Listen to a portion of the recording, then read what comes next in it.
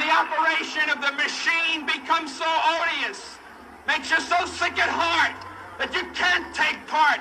You can't even passively take part. And you've got to put your bodies upon the gears and upon the wheels, upon the levers, upon all the apparatus, and you've got to make it stop. And you've got to indicate to the people who run it, to the people who own it, that unless you're free, the machine will be prevented from working at all.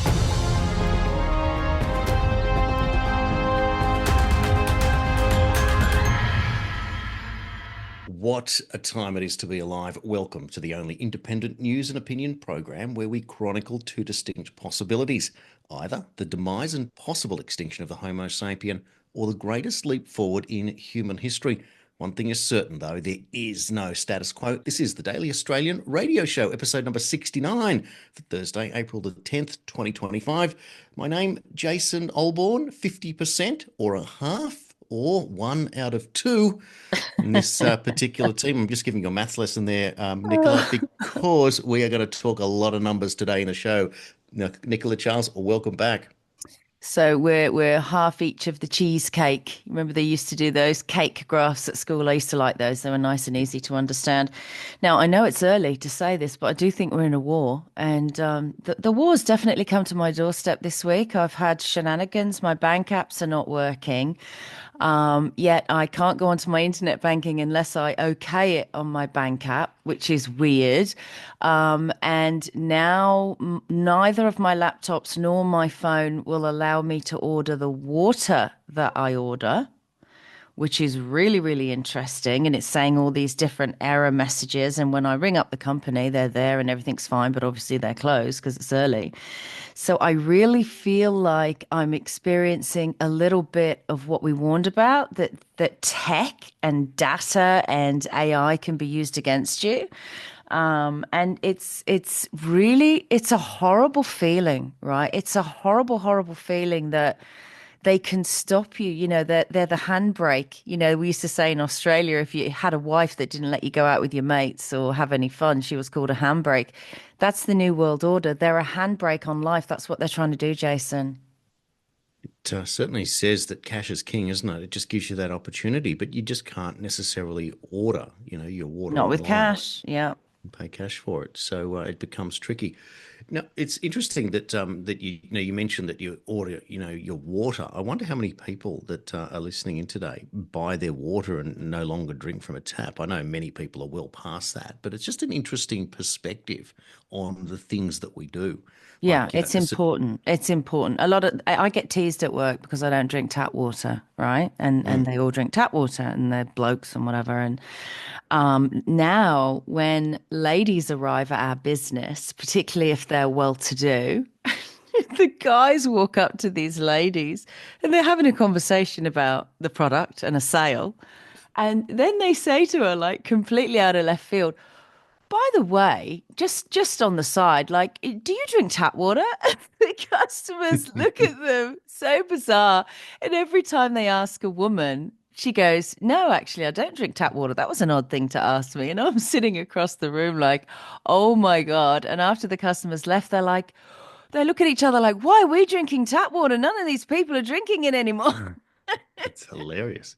It's like you're actually script writing a new season of The Office in real time. Yeah, we really could do a script of what goes on at our place, but it wouldn't be allowed. It's like because I live on DVDs now, I don't have television. I have all those funny English shows which just happened, like they just happened before the pandemic. The classic one is Little Britain, if you've ever seen that. Oh my God, it's absolutely hilarious. They play transsexuals, they play drag queens, they just the most hilarious show. It's absolutely the funniest show I've ever seen, and that's saying something coming from the UK. But they got away with so much, right? And it was like a little niche because they'd never be able to do that now. I'm surprised those DVDs don't come with like government health warnings. Oh, I know. It is astonishing. And that's the thing about it, isn't it? Once it's on a DVD, you can't censor it. Like there was a TV show in Australia in the late 70s, I think it was. It possibly got into the early 80s. It was called Kingswood Country. And this was a film that a TV series, a comedy series on Channel 7 that was about as racist as you could possibly get Oh, in the way that it was the characters were played. Now, but back in the day, it was all tongue in cheek and it was part of how people behaved. But the idea was this rusted on Australian ochre, the old term. His daughter marries a Greek fellow, and of course is where it all starts. It's just the way they speak to each other. like my life. Pretty much. But if you saw it, you literally your jaw would drop. But this was just at the time. Now you could never play that TV series on television today. But Which is I've a seen shame because this is what brings people together. Satire and comedy is what unites us. They don't want us united. That's why we don't have those shows anymore. But what's interesting is that it's still like it's sold on DVD. It was sold on DVD as a promo, so they could sell it that way. And I'm not sure if it's in public libraries these days. They probably burn it, but it's still around. People watched it, and if you watched it today, it would be cringy, but you would appreciate where people were at the time for just how much it's changed.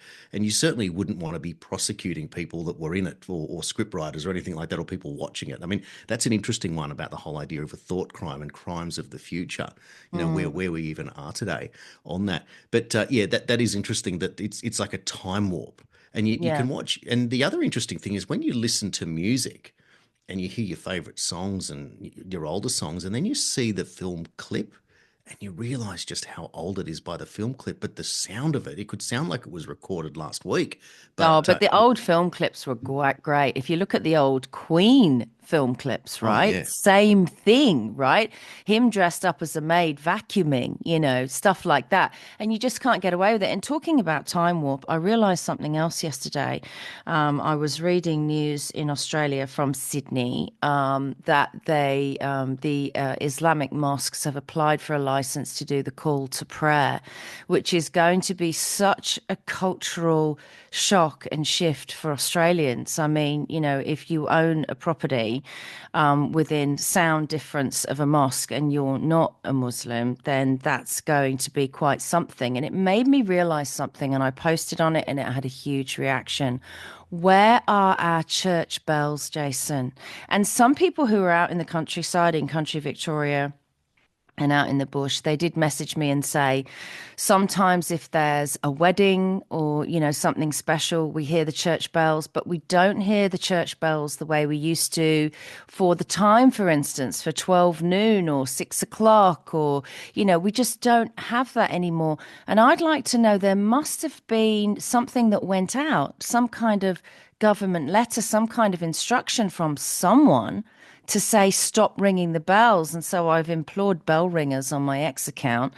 I'm not sure bell ringers hang out on X though, that's the problem, to let me know when it was, what was the year, what was the time frame, why don't we hear the bells anymore? And most people are of the opinion it's because hearing the bells is comforting to us and it's part of our culture, it's soothing, it promotes wellness, and that's why they've stopped it. Now, if you think that's a silly argument, well, why are they likely to approve the call to prayer from a mosque? That's because it promotes wellness in that community, but we're seemingly not allowed it in ours, Jason. it's an amazing double standard, isn't it? And it's this falling over each other in order to present as woke and fair and equity and the rest of it, but at the same time practicing a form of exclusion, whether it be subtle or otherwise.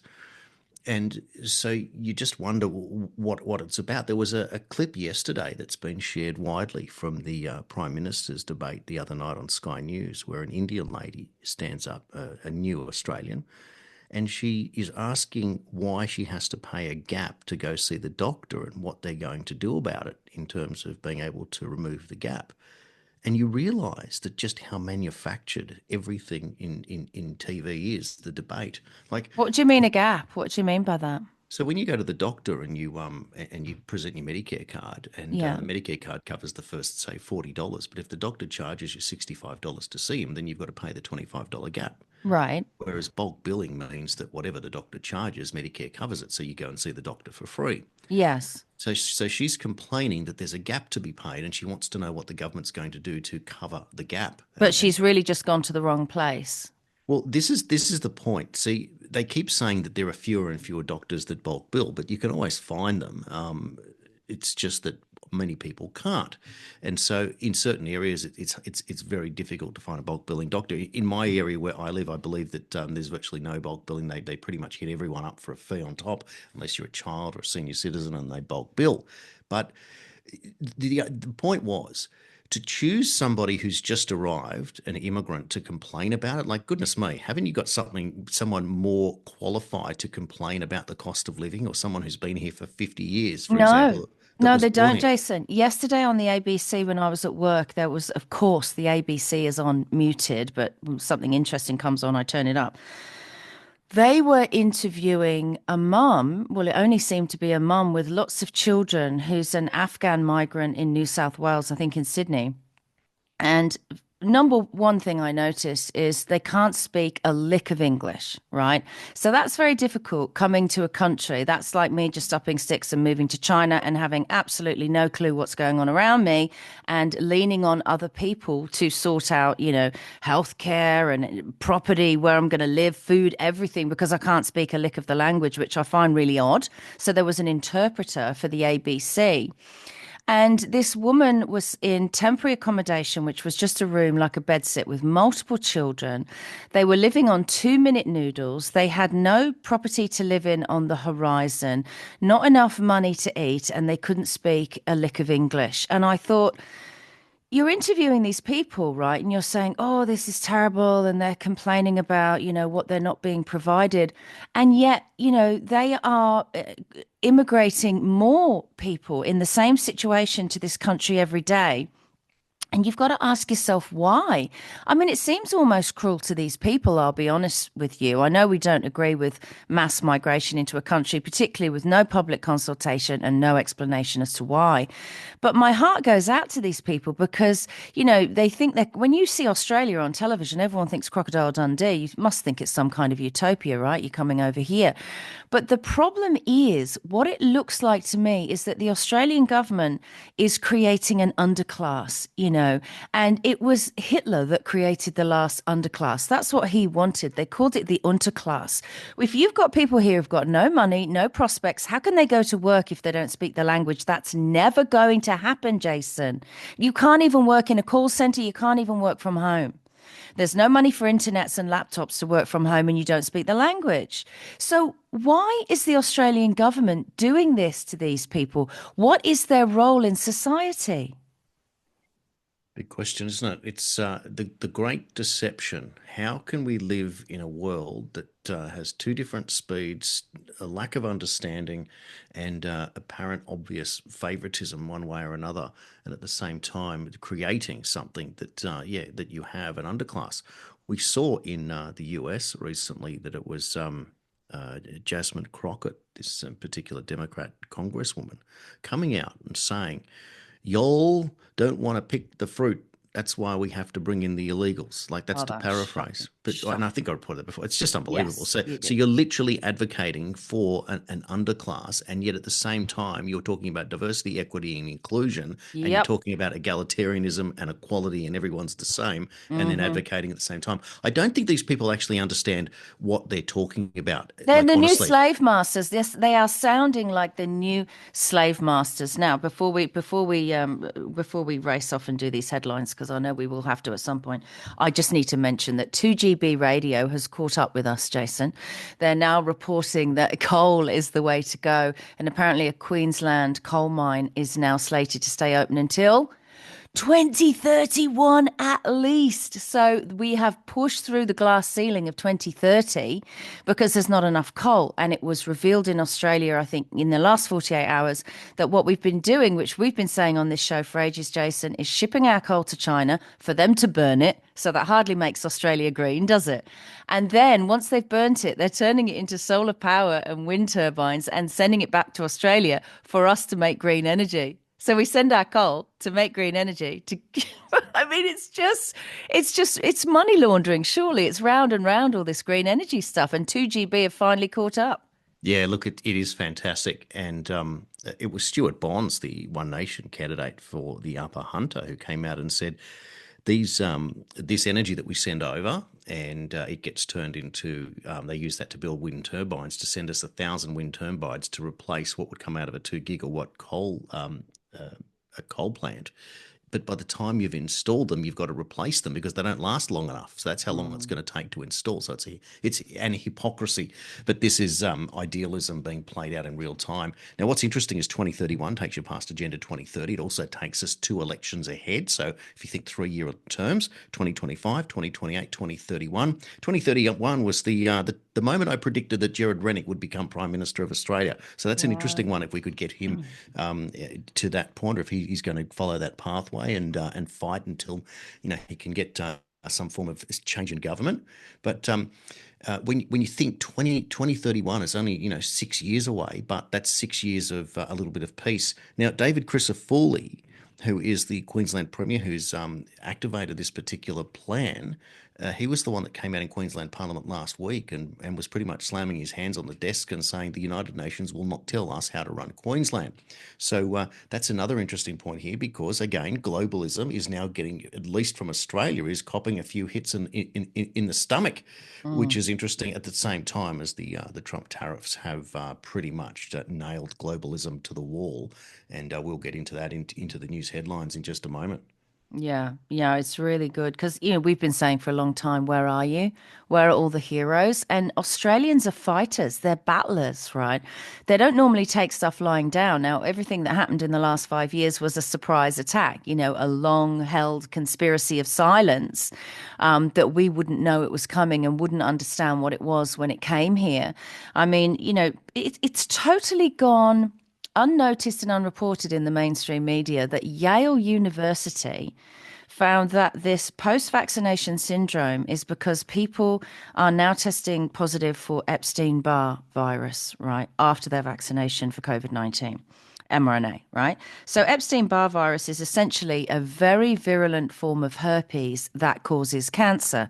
And what have we seen? An explosion of cancers, right? And it's just not talked about and it's not reported. And yet, 2 seconds ago, Yale University was God. And if they said get the injections, you got the injections.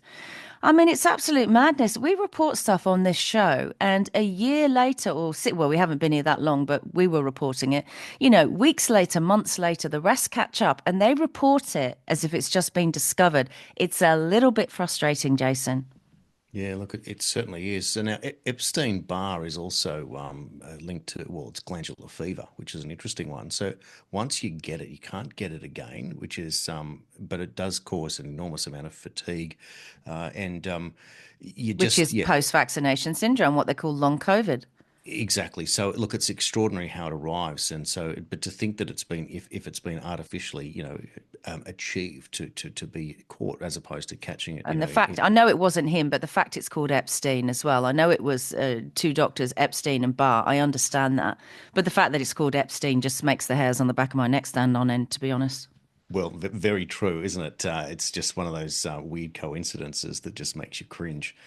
Yeah, look, there's so much, isn't there, to consider on a daily basis what you have to navigate. But overall, I think today you're going to realise is a good day for everyone as the world is being changed before your very eyes. Shall we get into headlines? Yes, please. Looking forward to those. Okay, so about 3,500 members of the Australian Salaried Medical Officers Federation have begun or did begin their 72-hour strike on Tuesday, with a specialist doctor now lifting the lid on her gruelling workday as she called out New South Wales Premier Chris Minns' plans to shut up and pay us amid the strike. The State Doctors Union is calling for a 20 to 30% pay rise to bring salaries into line with other states. Hundreds of doctors walked off the job Tuesday.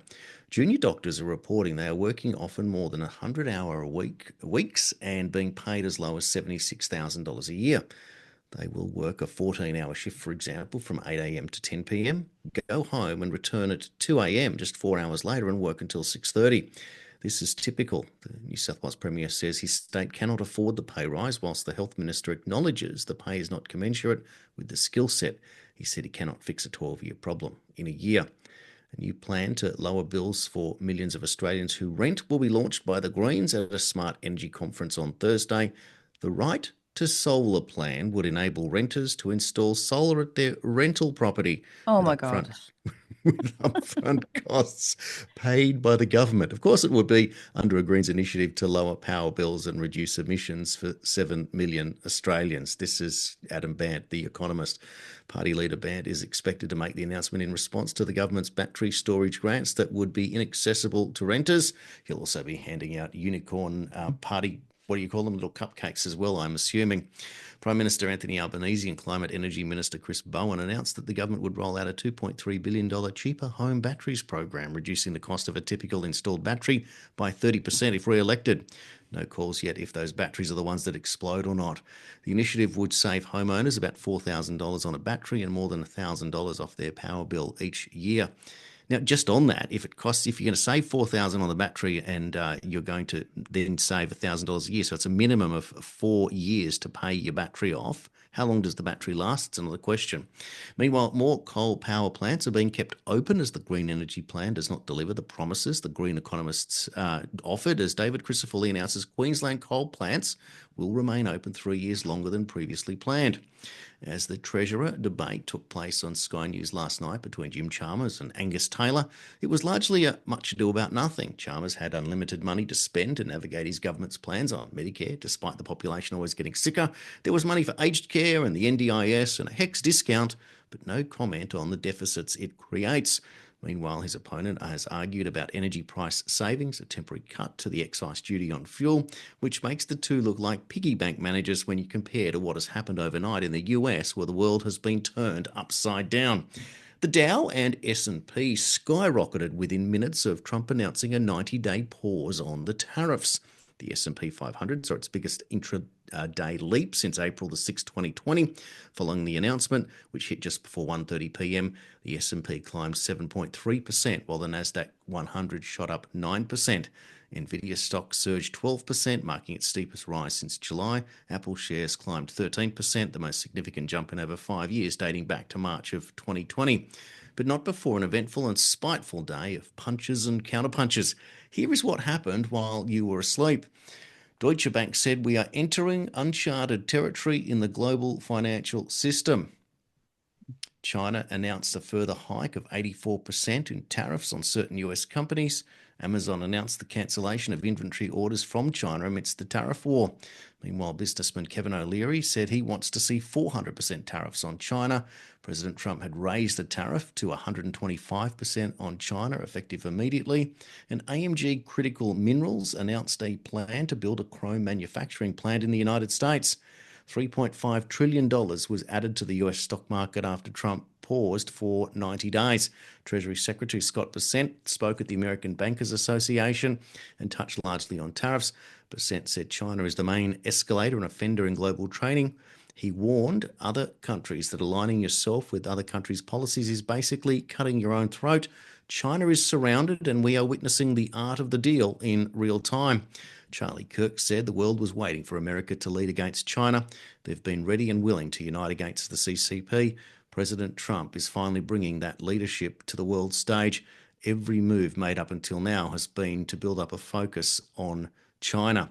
Meanwhile, Trump said Chuck Schumer and Nancy Pelosi, they've been talking about tariffs for decades. Do you see the double standard? Crazy Nancy. They've wanted to do this for years, but they've never had a president who had the guts to do it. Meanwhile, the White House says the TikTok deal with the US company is now off the table. White House officials now admit that the potential sale of TikTok to a US company is likely dead, possibly for good, as the US shifts in a full-scale trade war with China. Meanwhile, Goldman Sachs has rescinded its recession prediction after the Trump tariff pause, as the stock market did surge. Bitcoin was up 6%, Ethereum up 10%, Tesla up 20%. Now, Trump says China wants to make a deal and is in the process of figuring it out. So I ask you, did Trump tariffs just kill globalism? And is everything about money and trade? Meanwhile, Secretary of Defense Pete Hegseth has said we are making progress to stop illegal migration from around the world. We are making progress to stop violent cartels and criminal enterprises that are threatening our people and brutalizing our communities. The end of capitulating to coercion by the Chinese Communist Party is over. We'll be signing a joint declaration with the Minister of Canal Affairs on the security and operation of the Panama Canal, which is a framework for US warships and auxiliary ships to sail first and free through the Panama Canal. Meanwhile, Tim Waltz is continuing his hate rants. He says, "It's okay in America to be successful. We should celebrate that. My beef is once you get successful, don't be a greedy bastard and not pay your taxes. What we should do is demonise people like Elon Musk." Meanwhile, Seth Rich is back in the news, the whistleblower for whom Julian Assange at WikiLeaks once offered a large financial reward for information leading to the circumstances surrounding his death. And on April 8, 2025, the Virus Law Group, in collaboration with the former Feds group Freedom Foundation, submitted formal criminal referral requests to the Attorneys General of Arizona and Pennsylvania. These filings urge state prosecutors to open criminal investigations into Dr. Anthony Fauci and other prominent public health and government officials for alleged crimes committed during the COVID-19 pandemic. The referrals are based on detailed evidence, including the stories of over 80 victims and families, and allege that policies such as lethal hospital protocols, the denial of life-saving treatments, and systemic medical coercion led to widespread injury and death. Similar filings have been submitted on behalf of constituents in Florida, Louisiana, Texas, Missouri, and Oklahoma, marking a coordinated nationwide effort to pursue justice through state and local authorities. Nicola. And this is what I've said. I think we're going to see a number of class action lawsuits. And it's interesting. It was reported yesterday, I think it was Newsmax, that Trump has put a tariff of 58% on Norfolk Island. Now, that is a message. That is a message to Australia, right? Because Australia that you stand on and Norfolk Island are not the same thing, right? Because the monarchy essentially, and I won't get into it too much, look it up for yourself, but the monarchy, their ownership, their dominion over Australia was actually only Norfolk Island. And a Facebook page called the Magna Carta that focuses on this stuff said this: "It looks like someone else knows the Australian 1901 Interpretations Act, Section 2B, the geological location of Australia. Australia's own act defines this place as someone else who knows the Australia's own act defines the geographical location of Australia as Norfolk and Christmas Island and Cocos Keeling Islands. These islands were found by the British Admiralty under terra nullius. The continent you thought was Australia has never been claimed as Australia. In a continent standing, Australia is in fact a country and not a continent. A country is an area of land under foreign occupation. Trump knows the truth. He knows this, and the Australian citizen has no bleep clue. The moment you claim to be Australian, you legally place yourself on Norfolk Island, deemed lost at sea. And if you don't return to your continent, oh gosh, this is terrible. I'm blind as a bat this morning. If you don't return to your continent, then you are existing on an occupied country. So that's really what Australians are thinking about and talking about. This has been known for a very long time about the monarchy and Norfolk Island. Now, this would explain a lot why it feels like King Charles III is not the sovereign of Australia, is not taking care of Australia. The monarchy have profited and lorded it over this rock, this country, for a very long time, but actually it would appear that they had no right to do so. This plays into the whole land titles thing, because when people had parchment paper title deeds in Australia, which went back to the date that the Crown sold them their land, right? That basically the Crown sold land they didn't own. And what happened recently? It was ordered that all the parchment paper title deeds get stamped with destroyed, and they get rid of them, much like cleaning up after a crime scene, getting rid of the evidence. Now, you have to look into this yourself, do your own research, but these 58% tariffs have been placed only on Norfolk Island, Jason. That's a message to the monarchy. I agree with you. I think Trump is trying to bring down the deep state, of which King Charles III is one of the heads. How about that? What an interesting perspective, the way we arrive at such a conclusion. Now, I'm not sure when they went to 58, because I remember the other day Albanese came out and said that he was trying to explain why Australia got a 10%. Australia's got 10%, just Norfolk Island has got 58. And he came out and said they were 29, so I'm not quite sure how it doubled, but regardless, it doesn't matter. The point was that Albanese stood there in front of the cameras, and he looked totally perplexed. He couldn't explain it, or certainly didn't want to explain what you've just explained, that there was a difference. And he said, I don't know what we actually manufacture and export from Norfolk Island to the US. So he was either playing dumb, or it was a very, very interesting and very, You're very right. interesting Okay, so it's a reciprocal tariff. So you're right. It's 29% on Norfolk Island. I'm zooming in on the actual Trump board here, because Norfolk Island charge America 58%, right? And the 29% is reciprocal. So you tell me what this chart is showing of Trump's. I've zoomed in on it now. I'm a bit blind in the morning. I do apologize. What this is showing me, because it's 10% charged to the US by Australia. Australia are complaining about the 10% reciprocal tariff back and saying, friends, don't do that. But Australia was already doing it to America. We didn't know that Norfolk Island was charging 58% to America, and so he's come back with 29%. If nothing else, this shows the separation between Terra Australis, this rock, and Norfolk Island and the monarchy. For those who are into research, this is worth looking into a lot more. It certainly is. Look, The Guardian's written a story up about it, and I'll just give you the date on it. It was on the 4th of April, Friday last week. And one of the quotes says, Norfolk Island, hit with the 29% tariffs. The decision has perplexed the Australian government, with Australia's Prime Minister saying it was evidence nowhere was safe from Trump's tariffs. The country's Trade Minister, Don Farrell, said it was clearly a mistake. Balderdash, they know exactly what it is. It's a message to the monarchy. And then, so this article, of course, doesn't go into that direction. It says that George Plant, the administrator of Norfolk Island, told The Guardian Thursday there are no known exports from Norfolk Island to the United States. But it then says, but according to US government data presented by the Observatory of Economic Complexity, Norfolk Island exported $655,000 US worth of goods to the US in 2023, with its main export being $413,000 US worth of leather footwear. There's one large shoe shop on Norfolk Island, Frank's Shoes, its manager said in an email to The Guardian. Okay, so it's not about shoes, and exactly, but yeah. that's where this is the point. This is where where they go with these particular articles, and it lets them follow down a particular pathway. He's a clever guy. He's a strategist, Trump. Love him or hate him, right? He is a strategist. These are warning shots from the bow. This is an economic war. We're in it. We're looking at it in real time, Jason. And people won't understand. So this is all stuff that can go on with the majority of people not knowing what this means. But some canny Australians, like those who run the page called the Magna Carta on Facebook, they understand what it means. And it confirms everything that they believe. So it's interesting.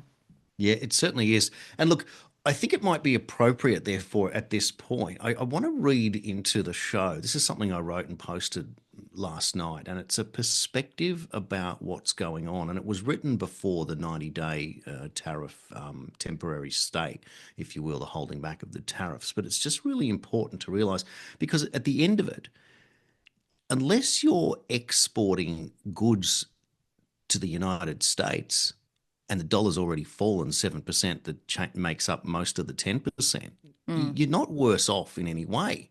You're actually better off because of the interest rates that are coming down, etc. So here's what I wrote, and it may well become a promo for our show. I said, the Daily Australian radio show with Nicola, Charles and myself is a brand new for 2025 news, opinion and investigation show that points to two completely different outlooks based on interpreting the news of the day. Therefore, it combines analysis, interpretation, a little bit of speculation, and independent thought and approach. It is an investment of ourselves into a brand new organism, and with that comes our attempt to combine knowledge, resources, and approach to reach you for the protection of Australians and Australia from harm within or without. And also learn about and report on the possibilities that emerge, track them, and integrate new knowledge, information, and reach. For those who wish to participate, I have a thought for the day, because manifestation follows. The ability to consider COVID era almost as low fixed housing interest rates is looming in 2025. With a little luck, economic conditions will mean those who locked in at super low interest rates during COVID may get a second bite of the cherry to lock in at 4% or better by Christmas for a further 5 years of certainty at very low interest rates. Or, of course, you can simply wait and watch. With oil dropping 25%, you'll save about 25 cents a litre on your fuel costs. Grocery prices will fall as freight prices do as well as a result of said lower fuel prices. However long the tariff war lasts, if you don't export goods to America and you have a secure job, you're laughing. After all, this whole tariff war only means you have to charge a higher price for entry into American markets, and that money goes back to the American people. So exactly what they pay everyone else for anyway, because everyone else is charging the United States tariffs. If done right, those who can afford pay a little bit more for the goods coming in from overseas in the US, and those who cannot can participate in the process of capitalising on homegrown opportunities. And from nowhere that nobody's thought of yet, cottage industry will sprout and grassroots ingenuity is born. For example, if the cost of goods coming in from China goes up 100, 200, 300%, then people manufacturing at home have now got an opportunity to manufacture from home. Imagine all the market stalls with great new ideas when all of a sudden it's affordable to sell products again that you normally brought in from China that didn't last very long. So if you're a mortgage payer, you are rubbing your hands together. Lower house payments, whilst others will consider loading up on overseas holidays, home improvements, investments, and new toys, or just simply paying down that mortgage as quickly as possible. At any other time, the median rate to fix interest rates appears to be at 6% in Australia. This is what I call the wish rate. If interest rates were higher and I were under pressure, this is the rate that I would hope I could get myself on to be able to negotiate tumultuous times. And what a time to upgrade the car. Used car prices are dropping beautifully. Negotiating is the order of the day. But when you do it, be respectful, be reasonable, but be daring and be surprised. Good business is good compromise. Always use your weakness as your strength, and in a downturn, know that opportunities emerge. You don't need to be a predator, rather just be prepared. This is a time to get healthy and wealthy, and by that I mean self-sufficient. That is the message. The mainstream media lies about everything. Why wouldn't they lie about this? This is not financial advice, it's simply an observation. And if you observe enough and experiment, it becomes science. The Trump presidency is an exhibition in science, whilst the opponents treat it like it's a joke. And this would be the perfect business opportunity at a macro level to explore the opportunities of becoming the 51st state. And that's what I put out there for everyone to discuss. That is a debate you can all have. But I tell you what, it is a wonderful time to be alive. Oh, it is. It's been a bit scary, though. Beforehand, it was a bit scary. But I do like to encourage people to think, and they're thinking a lot. I mean, some people are thinking, around corners, and it's starting to, there are lots of wild theories out there about time travel and all this other stuff. But I like to live in reality and in the moment and what's going on. And what I can see right now is that we are part of something that we don't fully understand. So we have to be careful. I understand what you're saying. Being brave is great. And I can tell you now, the new Australians are not worried about going into debt and getting loans and, financial agreements and stuff like that. And maybe they've got the right idea. But it does worry me, this whole land thing where people have been reissued lot numbers and they're now listed, even if they think they own their property, like paid off before all this, they're now listed as tenants and not landlords on that lot number, a digital lot number, which will become part of your digital everything. Yeah, something's going on. I think there's almost a fight for Australia, because Terra Australis, the large landmass outside of Norfolk Island, is essentially kind of an occupied rock. I think there's a battle for it, and it's obvious that the battle for it is between America and China, and that's why there are American military bases primarily in the north of Australia. And as you say, I would rather become a de facto 51st state, 52nd state, 53rd state. I think probably Canada's going to end up the 51st, or Greenland perhaps, than the alternative, right? When you've got young people in China who are staunch communists saying that they have an entitlement to Australia. I've been here over 30 years. I was born in the UK. I don't feel any entitlement over this country. I feel like I came here on holiday, then ended up having an amazing opportunity of working in television, which I'm incredibly grateful for. I wouldn't be here on this show now if I hadn't done that. And now I feel like I'm in a phase of giving back, or trying to give back. And if that giving back is just to encourage people to have more knowledge and think a little bit more about what's going on, then I feel I would have paid my debt to Australia, whatever Australia is going to become. But I think it's important that people that care about this country as much as you and I do, Jason, are part of the fabric of whatever that is. But I also think we need some politicians who are prepared to explain that to us, and they're a little bit thin on the ground. That's the only problem. Yeah, they certainly are. And of course, what we're trying to do during an election cycle is introduce new people into Parliament, and it becomes tricky. And we've seen, with the Liberals disendorsing Ben Britton, who would have been a terrific addition to the Liberal Party in Canberra, who was disendorsed only for the person that replaced him, Nathaniel Smith, to come out and be almost more radical. It's given an opportunity for Albanese to claim the moral high ground once again, and we go through the process of gaslighting.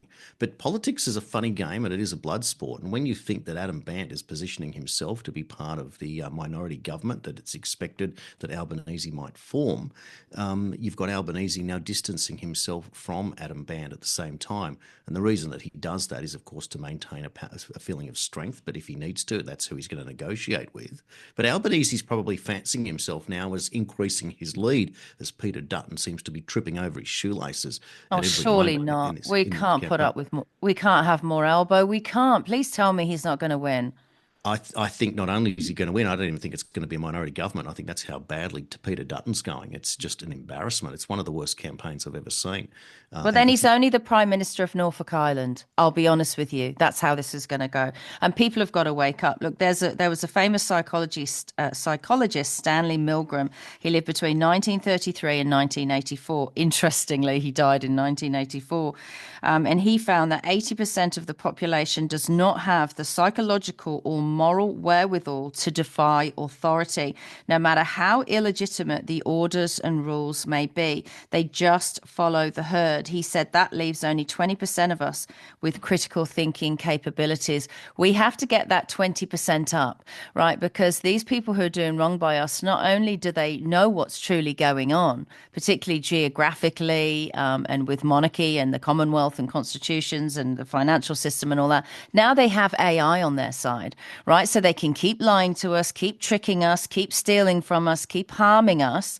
So people do need to look. I'm working as hard as everyone else. I'm working 6 days a week, but you have to find the time to get informed. And I guess listening to this show is a good start, but people need to start talking with each other. People are still not doing that thing of talking in the supermarket queue, talking to people they don't know. And I really think it's time that they start doing that, Jason. Yeah, look, it certainly is. And look, it's amazing what people will talk about when that comes up. I mean, the old pub talk, if you will. It's something that needs to be done. But most people don't talk about it because they feel like they are either inferior or ill-informed and therefore won't do it. And that's what I find odd. And so what happens is you will then sit there and argue and go, oh, well, $5 a week's pretty shit.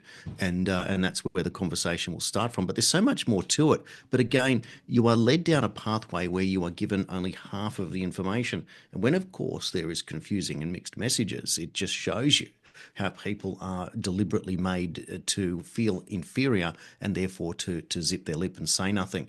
want to give you the odds now from Sportsbet on the election. They've got for an outright next government, Labor is at $1.26 and the Liberals are at $4. To form a Labor government, they're saying a minority government, they'll pay $2. A majority government, they'll pay $3.10 for Labor.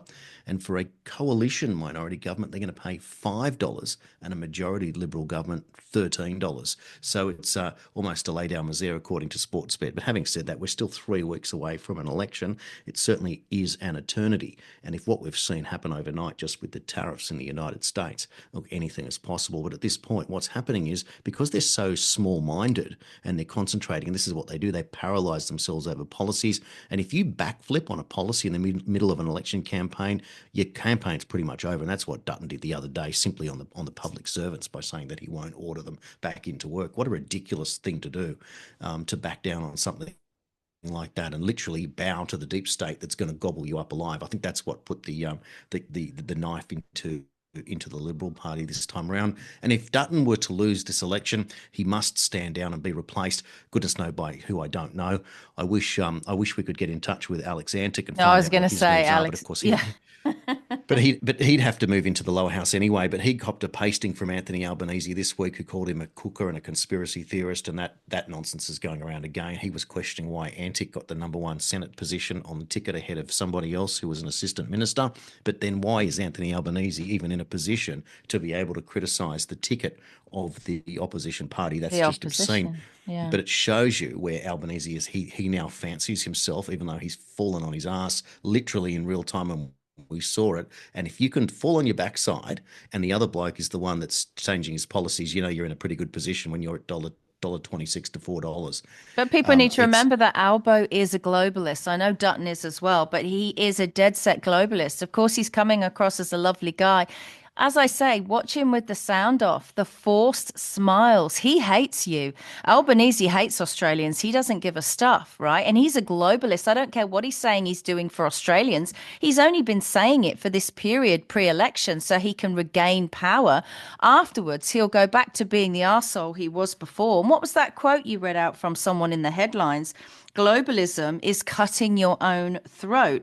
Aligning with other countries is cutting your own throat. That is what Anthony Albanese intends to continue doing, Jason, and people need to realize that. Why have people got like goldfish memories? They can only remember what happened in the last 2 weeks. Oh, he said this. Oh, he said that.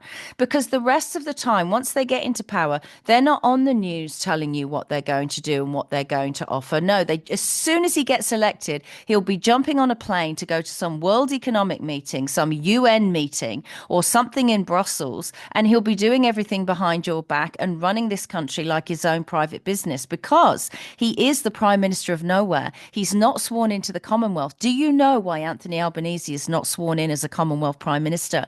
Because if he was, he would only be the Prime Minister of Norfolk Island. So that he can rule as an occupier over Australia, he did not swear into the Commonwealth. He is the Prime Minister of nowhere, the Prime Minister of an unoccupied, up for grabs rock called Terra Australis. And that's what he's doing. He's a globalist and he wants this rock for the globalists. And if you vote him back in, that's exactly what he's going to hand them. He's already started handing it to them. I've told you about these Afghan migrants who speak no English on the ABC News yesterday. That's what he wants. He's a slave master. They are bringing in an underclass of people who have got no hope. So what are they here for? What's his big plan? Why is he not on the news telling us what he's going to do about that, Jason? No, he's out there saying he's going to save you $1.53 a week. No one's asking him the big questions, probably because no one wants to know the answers. But he's not who he says he is. Both of these choices are frauds, to be honest. But Anthony Albanese is a proven fraud because he's already done harm to this country. So why can't people remember that, Jason? Well, I think it gets worse because only this week the Daily Mail is reporting, it's speculating on moves by Anthony Albanese after he gets returned to office to introduce an inheritance tax. And that is something, and there you go. And of course, his first moves towards this were only in February when he introduced what would be an inheritance tax on superannuation, He said on balances above $3 million, he wanted to hike the rate of 30% tax on earnings on people who've done all that work. So there have been people who were rewarded under the Peter Costello years of not having to pay tax on their superannuation. So people started pouring money into their super, preparing for their retirement. And of course, with capital gains and profits being made, now once you get to 3 million, which literally in Australia is almost in Sydney, it's 1.5 suburban properties, which isn't exactly a lot when you think about it. When you started out to accumulate your wealth, everyone 30 years ago knew that if you could purchase your property that you lived in and 2 investment properties and have them paid off by the time you retired, at those dollar term at the day, which today, let's say it's $650 a week is the average rent on a property. If you retired earning $1,300 a week, a husband and a wife, it's not exactly lucrative. It's $65,000 a year, but it's money to live on. And if It's you because needed he to, wants you to could then sell one of harvest. He's harvesting us, and he doesn't want us to be able to leave our children anything because he wants our children as vulnerable as we were when we started out. So basically, our entire lifetime of work to help our children get a better start means nothing. They're stripping it all away so our children can't get a head start, because even if they inherit something, if they inherit a house, they can't keep it and live in it. They've got to sell it to give the government a big chunk of that. You need to understand, Australia, this is an urgent situation. The last time I said this was with the Voice to Parliament referendum. Again, Anthony Albanese trying to take land from people using our Indigenous tribes as the lever, the mechanism to do it. Now he's going to bring in inheritance tax. Now he's going to stop your children having a good start in life by harvesting you financially. And people are literally going to tick a box for that, Jason. What is going on? Well, I'll tell you this, that come 2028, when this is challenged, and it may well be that if we get a minority government scenario, this government will eventually have to double dissolve, have a double dissolution over a particular rule, and it might well be an inheritance tax. I'll tell you right now, there is not a Greek family, an Italian family, a Lebanese family, a Jewish family in this country that will support an inheritance tax. Not one. This will be the wipeout, and I think it'll be the one, provided there's a strong enough Senate, that will trigger a double dissolution. Let him try it. That's where I'm going. So But he will try it. He's already done so much harm. That's right, but this is a bridge too far, because you tell me, and I know out there is not a family that has toiled and worked and cleaned toilets and scraped the floors and done everything else to get ahead, to save a deposit, to pay down that house, to sacrifice, to not go away, to drive the old bomb car around, to pay off the home, to protect and to build a family. This is what I said in my speech a little bit earlier in what I let out. It is all about self-sufficiency.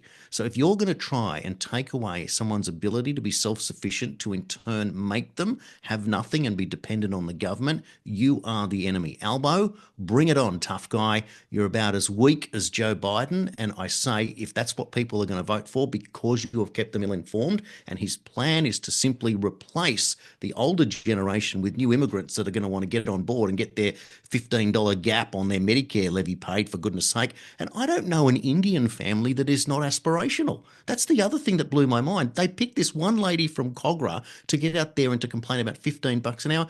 Every Indian family, every Indian friend I have, I've played cricket for years, all of them are aspirational. There's not one out there that wants a handout. They want to do it themselves, open the businesses, raise their children. They want to play cricket. They want to have as much fun as everyone else. And it just beggars belief. But this is the point. Try and hold us down. We're not doing it. So it's really interesting. Now, Nicola, we're already getting to the end of the show. It's unbelievable what a show it is today. I want to make some comments about Trump and Israeli Prime Minister Benjamin Netanyahu's visit to the White House. Dangerous. I want to bring something up here. This is going to blow people's minds. Now, for those that have been listening to this show, I will say over and over again that the Jewish people and Israel are not the same.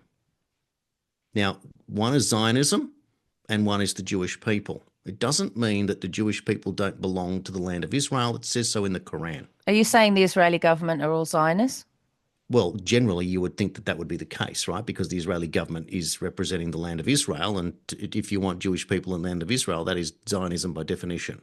But here I'm going to blow your minds, because I have said all along that the Q post that said saving Israel for last for a very specific reason not mentioned once here sets up the table, because it was the Rothschilds that put together the deal for Israel. But it's the Rothschilds who technically own and control Israel, and Netanyahu is not a good man. And many people, many Jewish friends of mine will say the same thing, that they believe Netanyahu should be in jail. The younger generation are calling it genocide. The Jewish kids are saying that today, and the older ones are saying it's not quite as simple as that scenario. And of course, you're dealing with a terrorist threat that has been annihilated once and for all in that process. So parking that for a side, here's where I want to go. If all the world is a stage, give you a couple of quotes. Speaking to the press alongside Prime Minister Benjamin Netanyahu on Monday, US President Donald Trump declined to commit to removing the 17% tariffs he had imposed on Israel on Monday. Do you know what letter corresponds to the number 17? It's Q. And the whole Q movement has been about whether coincidences were coincidences or you couldn't have enough coincidences. That is a message. And Trump said, we're not removing them. Netanyahu went there to schmooze Trump and to get a reprieve on the tariffs, which Trump said he would not remove. Trump also said, don't forget, we help Israel a lot. Netanyahu listened beside him to the implied criticism. We give Israel $4 billion a year. That's a lot. So here's where I want to go. Everyone's saying Bobby Kennedy's a bad man because he's backed down on the MMR vaccine. He hasn't. He has deliberately put it out there because he's playing a line, and he hasn't got the intel yet, the official documentation, to call out the MMR. But at the same time, he's got to deal with 2 deaths in the Mennonite community, and he has to deal with that despite those people will never take a vaccine, and they're copping the losses on the chin, as hard as that is to bury one of your young. It's an impossible thing to go through. Howard Lutnick is the Secretary of Commerce. Howard Lutnick is the one that's involved with this whole tariff business. Howard Lutnick was the chairman of Cantor Fitzgerald, the trading firm that lost 658 employees on 9/11, including his own brother. He was the chairman. He didn't turn up that day to work because he was taking his young child to kindergarten for his first day. Some people are saying you got a message. Well, you can argue the toss on that one. But you would never, ever, ever put your own brother in harm's way and 657 of the staff that you represent. Now, Trump came out on 9/11 on the day and said it's impossible for those buildings to fall the way that they did. We know that 9/11 has that particular commission, along with the JFK files, etc., that Anna Paulina Luna is talking about, and I mentioned this the other day. Therefore, if you have Bobby Kennedy, who is fighting not only for the health of Americans, but his own father was murdered, his own uncle was murdered by the government, which we now know was CIA linked and now linked to Israel. And we also know that Mossad had their hands and over the whole 9/11 thing, and Howard Lutnick, a Jew, is up there against it. You have set the stage. And it is now very clear to those that are paying attention that Trump is playing both sides of the fence. And at some stage, Israel will be given back to the people. And the people that have destroyed the world from being bad, evil people that aren't the Jewish people, but is Israel and the behavior of however these Zionists are moving, is the separation. The whole idea is to bring peace on earth and for all of us to realize that we don't need to be divided, that we are all one. And the only enemy is bad government that is doing harm to us. And that includes the people like the Albaneses that think that they can take over and redistribute our incomes. And all we want is to be self-sufficient. And all we want to do is raise our children, love our families, and go out there and have some fun. And there it is. I think that's a really, really important narrative, an editorial. I don't wish harm on anyone. I wish government to be held to account, and people like Anthony Fauci and others that are committing crimes against humanity to be held to account and to pay the appropriate price. Isn't it terrible that these people who announce themselves as things like prime ministers, and they're not, and leaders of countries, are just doing everything they can to destroy our quality of life? Because, I'm middle-aged and I can't get the last 5 years back, just like anyone listening to this can't get the last 5 years back. We are now racked with worry about people we love and care about with their health. We've all lost people. The state of our countries, if they're going to survive the mass immigration, and of course financially decimated, and I certainly have been, but it's been a real eye opener. And I think we need to get to a point where these people who have selfish agendas and are being paid by people with agendas overseas, and it clearly goes back to the banks, that's obvious. We need, because what they're doing is they're doing all this incrementally, right? So Albanese has already done part of his plan. I mean, the Voice to Parliament referendum didn't succeed, but they're doing their heritage laws state by state, council by council anyway. So now he's sort of, it went 2 steps forward and 1 step back. So they're doing incrementally. Now, if he becomes a 2-term PM in Australia, he will finish the job. It's as simple as that. And he will go full steam ahead, just like Joe Biden. You compared him to Joe Biden. Day one, I got the name of it wrong yesterday. I said it was the Trans-Pacific Pipeline. It was the Keystone Pipeline. I heard it back and said to myself, God, you're so stupid. He cancelled the Keystone Pipeline on day one. This will be Albanese from day one. If he gets re-elected or any kind of power in this country, he will start destroying it again, incrementally, over and over and over, and there'll be nothing we can do. There are things that we can do, but I just don't think, Australia has it in them. And I certainly wouldn't advise anyone to get to become a vigilante or become violent. We're trying to do this politically with peaceful means. This man cannot get back into power. I don't even like Dutton, but Albanese is a proven globalist. Globalism, as was said earlier, is cutting your own throat, and Australians deserve better than this. Whatever we are, wherever we live, if that is the answer to why there's mass migration to this country, because this country is not Australia and we have no right to claim it as such, I think people need to do their own research and realise what's going on. Thank you again, Jason, for being my fabulous co-host on the Daily Australian. Thank you to you, the listeners. I hope that has cleared some things up or given you a pause for thought.